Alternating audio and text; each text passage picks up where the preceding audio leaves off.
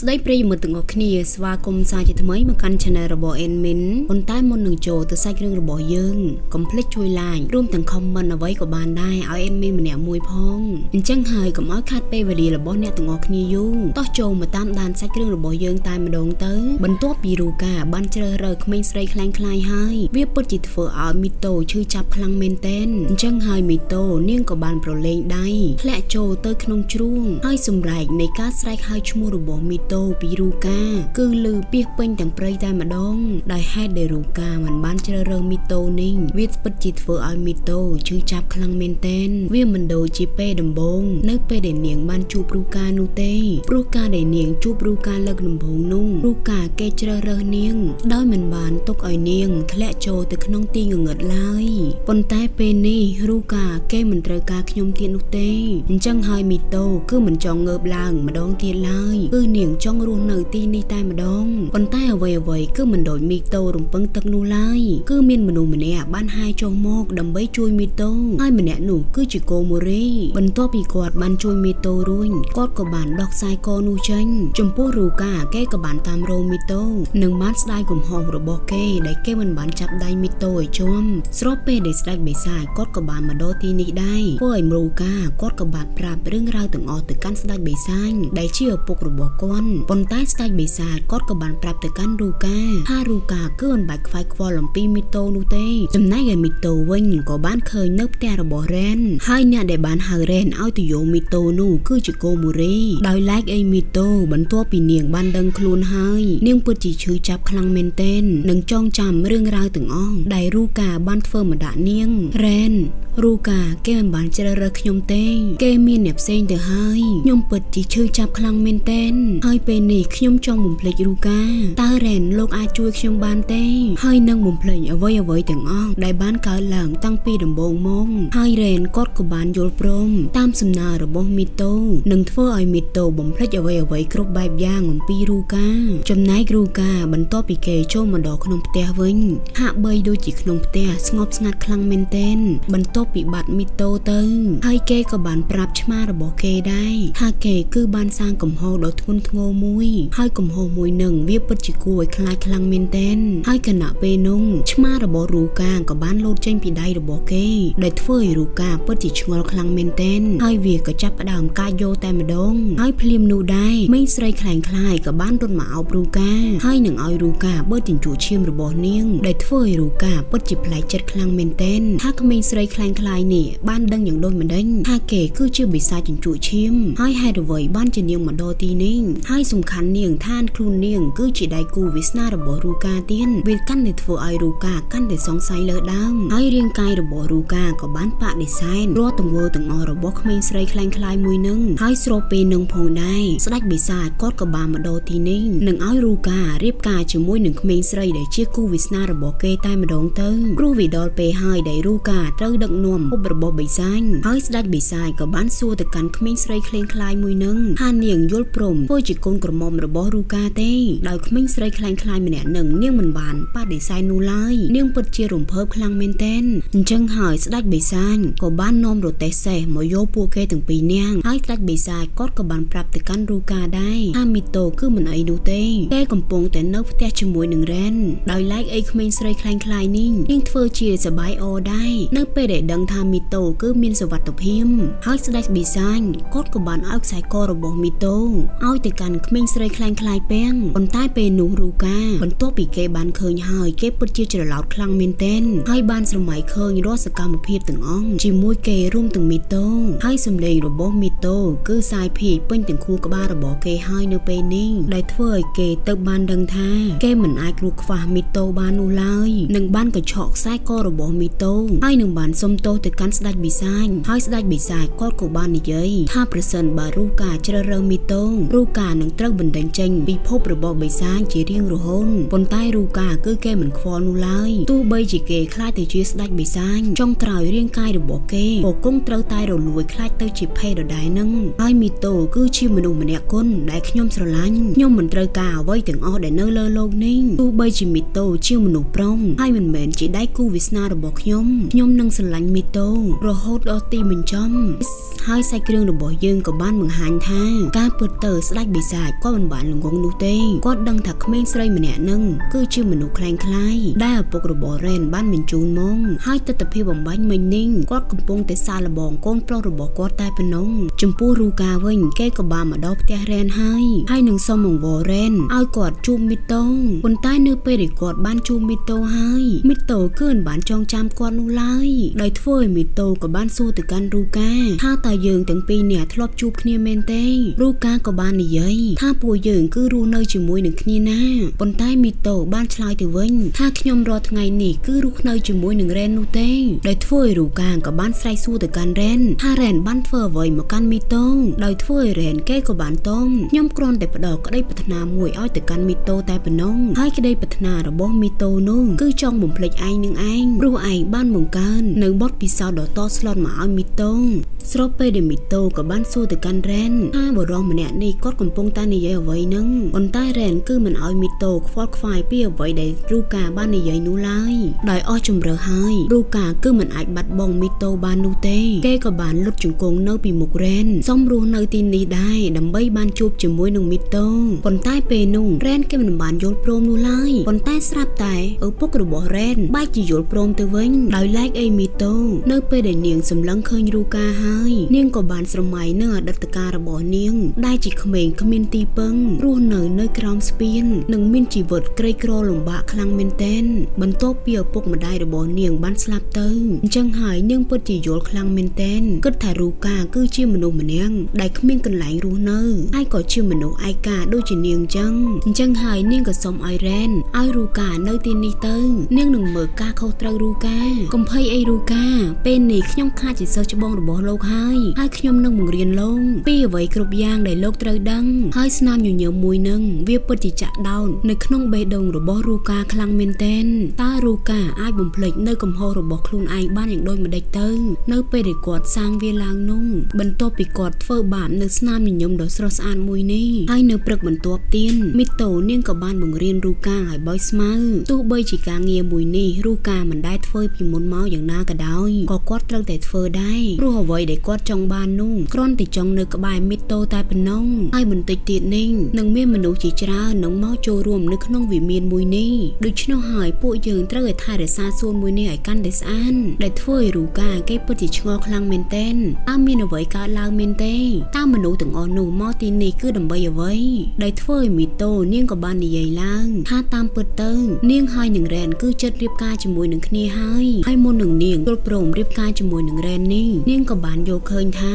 ដោយសារតាពីដើមឡើយគឺមានតែរ៉េនម្នាក់ប៉ុណ្ណោះដែលនៅជាមួយនាងទាំងដែលការពិតទៅអ្នកដែលនៅជាមួយនាងរហូតនោះគឺជារូកាគ្រាន់តែពេលនេះនាងភ្លេចរូកាតែប៉ុណ្ណោះហើយក៏បែរចងចាំថារ៉េនគឺជាអ្នកធ្វើហើយបន្ទាប់ពីរូកាបានលឺហើយរូកាពិតជាស្លុតចិនហើយនឹងឈឺចាប់មែនទែនហើយនឹងបាននិយាយថាខ្ញុំក៏ដូចគ្នាគឺមានមនុស្សម្នាក់គឺតែងតែគាំទ្រខ្ញុំហើយនៅជាមួយខ្ញុំរហូតប៉ុន្តែចុងក្រោយខ្ញុំក៏បានផ្ដល់នូវបទពិសោធន៍ដ៏ឈឺចាប់មួយទៅឲ្យគេហើយអ្វីក៏ត្រូវបានយឺតពេកហើយដោយសារតែមើលទៅបរិយាកាសអ៊ូអាប់ខ្លាំងពេកមីតូក៏បានបាញ់ទឹកទៅលើរូកាហើយពួកគេទាំងពីរនាក់ក៏បានប្រឡែងគ្នាហើយប្រឡែងចុះប្រឡែងឡើងរូកាក៏បានដួលទៅលើមីតូហើយក៏បានសុំទោសទៅកាន់មីតូផងដែរហើយមុននឹងមីតូចាចេញទៅនាងក៏បាននិយាយទៅកាន់រូកាខ្ញុំសង្ឃឹមថាមនុស្សម្នាក់នោះនឹងយល់ពីអារម្មណ៍របស់លោកហើយពេលដែលមីតូបានចាចេញទៅរូកាគេក៏បានអោបខ្សែករបស់មីតូហើយទាំងអស់នេះវាគឺជាទណ្ឌកម្មដែលគេបានសាងកំហុសទៅលើមីតូផងដែរចំណែកឪពុករបស់រ៉េនវិញគេពិតជាសប្បាយចិត្តខ្លាំងមែនទែនបន្ទាប់ពីការរៀបការរបស់រ៉េនចិត្តមកដល់ហើយរ៉េននឹងខ្លាចទៅជាមេដឹកនាំស្ដេចបិសាចជញ្ជូឈាមហើយគាត់ក៏បានបង្ហាញមីតូខ្លាំងៗឲ្យមកកាន់រ៉េនឃើញដែរថានេះគឺជាឆ្មារបស់គាត់បានប្រែក្រឡាបន្លំធ្វើជាមីតូបន្ទាប់ពីរ៉េនបានឃើញដូច្នោះហើយគេពិតជាភ្ញាក់ផ្អើលខ្លាំងមែនទែនមិននឹកស្មានថាឪពុករបស់គេគឺសាហាវខូខើបែបនេះឡើយហើយនឹងបានចងចាំនៅអ្វីដែលមីតូបានប្រាប់គាត់ទៅប្រេតបានដឹងថាវាមិនមែនជាកំហុសរបស់រូកានោះទេដែលបានជ្រើសរើសក្មេងស្រីខ្លាំងខ្លាយមួយនេះហើយឪពុករបស់រ៉េនគឺមិនបាច់ឲ្យរ៉េនខ្វល់ពីអ្វីឡើយរៀបចំតែខ្លួននៅក្នុងថ្ងៃមង្គលការរបស់គេទៅហើយភាគនេះក៏បានមកដល់ទីបញ្ចប់ដែរកុំភ្លេចរងចាំតាមដានភាគបញ្ចប់នៅថ្ងៃស្អែកណាបាយបាយ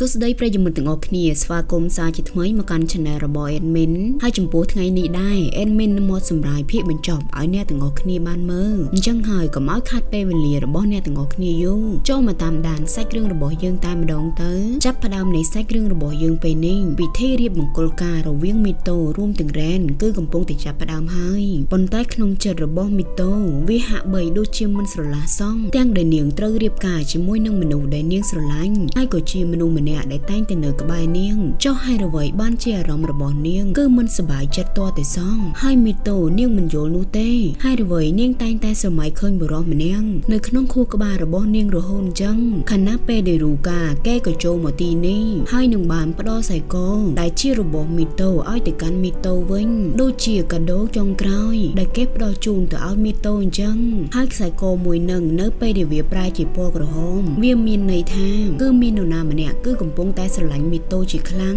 ដែលមានន័យថារូកាគឺស្រឡាញ់មីតូខ្លាំងមែនតែនទៅខ្សែកមួយនឹងវាប្រែជាពណ៌ក្រហមដូច្នោះដូចជាក្តីស្រឡាញ់របស់រូកាចំពោះមីតូអញ្ចឹងទោះបីជាពេលនេះមីតូមិនចាំគាត់ក៏ដោយក៏ក្តីស្រឡាញ់របស់គាត់គឺមិនប្រែប្រួលដែរនិងបន្តស្រឡាញ់មីតូជារៀងរហូតតទៅទោះបីជាមីតូត្រូវរៀបការជាមួយនឹងអ្នកដទៃបន្ទាប់ពីរូកាដើរចេញទៅផុនមីតូនាងមិនយល់ពីអារម្មណ៍របស់នាងនោះឡើយទឹកភ្នែកដែលនៅក្នុងភ្នែករបស់នាងក៏ចាប់ផ្ដើមស្រកមកសំឡេងនៃការឈឺចាំក៏បានពន្លឺឡើងទោះបីជាមីតូព្យាយាមខំទប់យ៉ាងណាក៏ដោយក៏ទឹកភ្នែកមួយនឹងមិនអាចបញ្ឈប់បានឡើយព្រោះសេចក្តីស្រឡាញ់គឺនៅក្នុងបេះដូងគ្រាន់តែខួរក្បាលត្រូវបានបំភ្លេចតែប៉ុណ្ណោះហើយវិធីមង្គលការពេលនេះក៏ចាប់ផ្ដើមកើតឡើងហើយខាងអាចារ្យក៏បានសួរទៅកាន់រ៉ែនថារ៉ែននឹងស្បត់ដែរទេថានឹងបន្តស្រឡាញ់មីតូជារៀងរហូតទោះបីជាមានកលៈទេសៈណាក៏ដោយក៏រ៉ែនមិនបោះបង់មីតូចោលដែរហើយរ៉ែនគាត់ក៏សន្យាថាគាត់នឹងស្រឡាញ់មីតូជារៀងរហូតតទៅប៉ុន្តែនៅពេលដែលអាចារ្យគាត់បានសួរទៅកាន់មីតូវិញមីតូនាងឆ្លើយអ្វីមិនរួចនោះទេព្រោះថាពេលនេះបេះដូងរបស់នាងនិងខួរក្បាលរបស់នាងគឺច្របូកច្របល់ខ្លាំងមែនទែនដែលធ្វើឲ្យអ្នកផ្សេងទៀតពិតជាឆ្ងល់ជាមួយនឹងមីតូរួមទាំងឪពុករបស់រ៉ែនផងដែរគឺគាត់កំពុងតែសង្គ្រឹះថ្មិញហើយមីតូនាងក៏មិនយល់ខ្លួនឯងដែរហើយអ្វីក៏នាងមិនអាចស្បត់បានព្រោះថាពេលនេះក្នុងខួរក្បាលរបស់នាងនឹកឃើញតែមុខរបស់រូកានោះទេអញ្ចឹងហើយនាងក៏បានសុំទោសទៅកាន់រ៉ែនស្របពេលដែលរូកាគេក៏បានចូលមកក្នុងកម្មវិធីនេះដែរហើយនឹងបាននិយាយទៅកាន់មីតូឈប់យំទៅមីតូបើសិនជាឯងយំឈាមរបស់ឯងកាន់តែអាក្រក់ទៀតហើយគឺវាមិនឆ្ងាញ់នោះទេដោយសារតែពាក្យសម្ដីទាំងអស់នេះមីតូនាងក៏បានចងចាំរឿងរ៉ាវគ្រប់បែបយ៉ាងទាំងអស់រវាងពួកគេទាំងពីរនាក់ឡើងវិញដោយធ្វើឲ្យមីតូនាងក៏បាននិយាយឡើងរូកាពេលនេះខ្ញុំចាំហើយថាខ្ញុំគឺស្រឡាញ់លោកខ្លាំងប៉ុណ្ណាហើយក្រោយពីរូកាឮដូច្នោះគេក៏បានរត់ទៅថើបមីតូខ្ញុំក៏ស្រឡាញ់ឯងដែរមីតូហើយបន្ទាប់ពីពួកគេថើបគ្នារួចហើយនឹងសារភាពស្នេហ៍ប្រាប់គ្នាទៅវិញទៅមករួចស្រាប់តែវេទមន្តអ្វីមិនដឹងនោះទេក៏បានប្រែកាយមីតូឲ្យក្លាយទៅជាមនុស្សស្រីវិញវាដូចជាការដោះបណ្ដាសាអញ្ចឹងធ្វើឲ្យរូកាពិតជាភ្ញាក់ផ្អើលខ្លាំងមែនទែនបន្ទាប់ពីគេបានឃើញមីតូជាលើកដំបូងហើយជាក្មេងស្រីម្នាក់ដែលជាគូវាសនារបស់គេហើយមីតូពេលនោះនាងពិតជាភ័យមែនទែនព្រោះនាងគិតថានាងគឺកុហករូកាចឹងហើយនាងក៏បានរាយរាប់ប្រាប់រូកាថានាងគឺគ្មានបំណងនោះឡើយប៉ុន្តែពេលនោះរូកាគេពិតជាសប្បាយចិត្តខ្លាំងមែនទែនព្រោះគេមិននឹកស្មាននោះទេថាមីតូគឺជាគូវាសនារបស់គេដែលធ្វើឲ្យពេលនោះឪពុករបស់រ៉ែនពិតជាខឹងខ្លាំងមែនទែនហើយនឹងបានស្រែកថាយើងមិនអនុញ្ញាតឲ្យពួកឯងទាំងពីរនាក់ស្រឡាញ់គ្នានោះទេហើយនឹងបានប្រើវេទមន្តដើម្បីលុបការចងចាំរបស់ពួកគេទាំងពីរនាក់ប៉ុន្តែស្រាប់តែពេលនោះរ៉ែនគេក៏បានមកចាប់ដៃដែលមិនឲ្យឪពុករបស់គេធ្វើដូច្នោះឡើយខណៈពេលដែលឪពុករបស់រូកាគាត់ក៏បានមកដល់ទីនេះដែរហើយនឹងបាននិយាយឡើងឯងពិតជាមានកូនប្រុសដ៏ល្អប៉ុន្មានហើយផែនការរបស់ឯងក៏ត្រូវបានបរាជ័យដែរហើយស្ដេចបិសាចក៏មកទីនេះនឹងនាំយកភ័ស្តុតាងរួមទាំងមីតូខ្លែងខ្លាយមកឲ្យអ្នកទាំងអស់គ្នាបានឃើញអំពីទង្វើដ៏អាក្រក់របស់ឪពុករ៉ែនដែលធ្វើឲ្យឪពុករ៉ែនគាត់ខូចចិត្តខ្លាំងមែនទែនហើយនឹងបាននិយាយទៅកាន់ស្ដេចបិសាចថាហេតុអ្វីបានជាស្ដេចបិសាចមិនជ្រើសរើសគាត់ធ្វើជាអ្នកដឹកនាំបិសាចអញ្ចឹងព្រោះថាគាត់គឺជាសិស្សសំណប់របស់គេណាដែលធ្វើឲ្យស្ដេចបិសាចគាត់ក៏បានតមដោយសារតែអញ្ចឹងមែនទេបានជាឯងចង់ប្រើប្រាស់កូនរបស់ឯងដើម្បីសម្រេចបំណងបំថ្នាដែលមិនបានសម្រេចមែនទេហើយបន្ទាប់ពីគាត់លើស្ដេចបិសាចនិយាយដូច្នោះហើយមើលទៅគាត់ក៏មានអារម្មណ៍ថាដឹងខុសដែរអញ្ចឹងហើយស្ដេចបិសាចក៏មិនបានយកទោសពីឪពុករ៉ែននោះទេមាន តែឲ្យឪពុករ៉េនរៀនសូត្របន្ថែមអំពីកូនហើយការពិតទៅអ្នកដែលជួយមីតូនោះគឺជាស្ដេចបិសាចនោះទេអេដមីនច្រឡំថាកូម៉ូរីហើយពេលនេះមីតូនាងក៏បានចងចាំដែរថាស្ដេចបិសាចនឹងហើយជាអ្នកជួយសង្គ្រោះជីវិតរបស់នាងហើយអេដមីនក៏ទៅតែយល់ដែរកូម៉ូរីហើយនឹងស្ដេចបិសាចគឺជាមនុស្សតែម្នាក់នោះទេហើយរាល់រឿងរ៉ាវដែលបានកើតឡើងទាំងអស់នេះវាគ្រាន់តែជាការសាកល្បងរបស់ស្ដេចបិសាចដែលបង្កើតឡើងឲ្យពួកគេទាំងពីរតែប៉ុណ្ណោះស្រណោះតែរ៉ែនរបស់អេដមីនទេគឺដើរចេញទាំងភាពជឿជាក់តែម្ដងឥឡូវមកមើលគេថើបគ្នាបន្តិចទៅអេដមីនសុំអត់និយាយអីទាំងអស់ហើយពេលព្រឹកមិនទាន់នោះទេស្ដេចបិសាចក៏បានមកដាស់រូកាថារូកាគឺជាមេដឹកនាំពិភពបិសាចណាចាំពេលញ៉ាយគ្នាអីញ៉ាយពេលយប់ទៅពេលព្រឹកគឺជាពេលធ្វើការប៉ុន្តែមើលទៅពួកគេដូចជាមិនខ្វល់ជាមួយនឹងស្ដេចបិសាចសោះចំណែកឯរូកាឥឡូវគឺមិនបានទេទៅដល់ណាក៏ប្រាប់គេថាគាត់ស្រឡាញ់មីតូដែរដូចខ្លាចគេដណ្ដើមមីតូពីគាត់អញ្ចឹងដោយធ្វើឲ្យពួកគេទាំងពីរអ្នកឡើងកាំងស្ញាញ់ហើយនៅថ្ងៃបន្ទាប់មកទៀតមីតូនាងក៏បានមកជួបជាមួយរ៉ែនហើយរ៉ែនគាត់ពិតជាខ្មាស់គេមែនទែននៅទង្វើដែលគាត់បានធ្វើចំពោះមីតូហើយគាត់ក៏បានសុំទោសមីតូដែរប៉ុន្តែមីតូគឺមិនបានយកទោសពីអ្វីទៅលើរ៉ែននោះឡើយហើយថែមទាំងអរគុណរ៉ែនទៀតដែលតែងតែការពារនាងរហូតហើយរ៉ែនក៏នឹងចាក់ចេញពីទីនេះដែរអញ្ចឹងហើយរ៉ែនគាត់ក៏បានសុំកាដូចុងក្រោយពីមីតូប៉ុន្តែមីតូនាងមិននឹងមានកាដូឲ្យទៅភ្លាមយ៉ាងនេះប៉ុន្តែរ៉ែនគេមិនបានរងចាំនោះទេគេក៏បានចាប់ថើបមីតូតែម្ដងហើយនេះក៏ជាកាដូចុងក្រោយមុននឹងលាគ្នាដែរហើយមុននឹងរ៉ែនចាក់ចេញទៅរ៉ែនក៏បានផ្ដាំដែរថាកុំប្រាប់រូកាតាហ៊ានប្រាប់ដឹងតែឆេះដុំហើយរីឯកាតាវិញគេក៏បានសុំទោសទៅកាន់ជឺរីនៅថ្ងៃបុណ្យប្រពៃណីនោះដែលគេបានផ្ដល់ចម្រើយទៅឲ្យជូរីតែយ៉ាងណាក៏ដោយជូរីគឺគេមិនប្រកាន់នោះទេវាគ្រប់គ្រាន់ទៅហើយដែលគេបានសារភាពទៅកាន់កាតាដើម្បីបញ្ជាក់ពីអារម្មណ៍របស់គេឲ្យកាន់តែច្បាស់ហើយចាប់ទុកថាពួកគេនៅតែជាមិត្តនឹងគ្នាប៉ុន្តែមើលទៅអារម្មណ៍របស់កាតាដូចមិនមែនចាប់ទុកជូរីគឺជាមិត្តនោះទេព្រោះថានៅលើមុខរបស់គេក៏មានក្តីស្រឡាញ់ទៅលើជូរីដែរស្របពេលដែលពួកគេទាំងពីរនាក់នេះក៏ចាប់ផ្ដើមស្វីបទៀតហើយដែលមិនខ្វល់ថានៅសាលាឬនៅផ្ទះនោះឡើយសំខាន់ចូលទៅក្នុងវាំងនូនសិនគ្មានណាឃើញទេមួយសិនហើយសាច់រឿងរបស់យើងក៏បានមកចប់ត្រឹមកន្លែងនឹងដែរអរគុណសម្រាប់ការទស្សនាកុំភ្លេចណាខមមិនណាអេដមីនម្នាក់មួយផងមុននឹងចាក់ចេញទៅបាយបាយ